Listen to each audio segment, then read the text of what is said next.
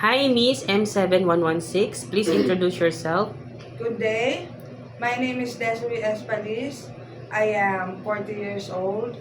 I have an unmarried partner with two children, a 17-year-old boy and 15-year-old girl. I am Roman Catholic and high school graduated.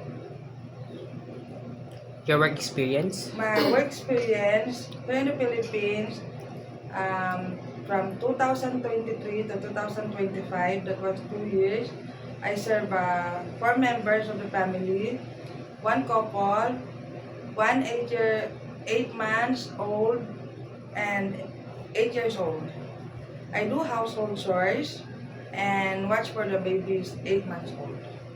And I also have an experience in Malaysia, 2 years, from 2017 to 2019. I take care of two old elderly, 85 years old and 87 years old. I do also household chores, and my top duties is to watch for the two elderly lady.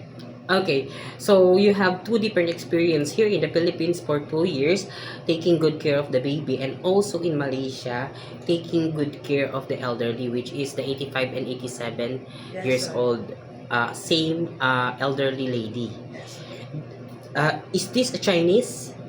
yes, sir. Okay, so since I saw that you have experience taking care of a newborn, so it is okay to you to take care of a newborn, right? Yes, sir. And you know how to take good care of a newborn. Okay, if Yes, the sir. newborn is crying, what will you do? So I need to check the temperature, and I need to check if the baby is hungry, and also check the diaper, if the diaper is full. Okay, and if the baby doesn't stop to cry after you did your very best, what will you do? I need to call the attention of the parents. Okay, why do you want to work in Hong Kong? I want to work in Hong Kong because I know it's a high demand salary and also safe country, and I need to build my own house. Okay, and how long do you prepare to work in Hong Kong? At least 10 years. Okay, so 2 years or more. Yes. Okay, do you have an idea how to prepare Chinese food? Just a little bit, sir, because my boss is a Chinese also. Okay, and what kind of Chinese food can you cook? Sorry, sir. What kind of Chinese food can you cook? Mostly steam fish, steam chicken, steam egg. Mostly steam because Because I- your employer was yes, elderly, my employer right? was elderly. So more on steam. More in steam. Okay. If your employer prepare food, it is okay to you to eat. Sir? It is okay to you to eat the food that the employer provide.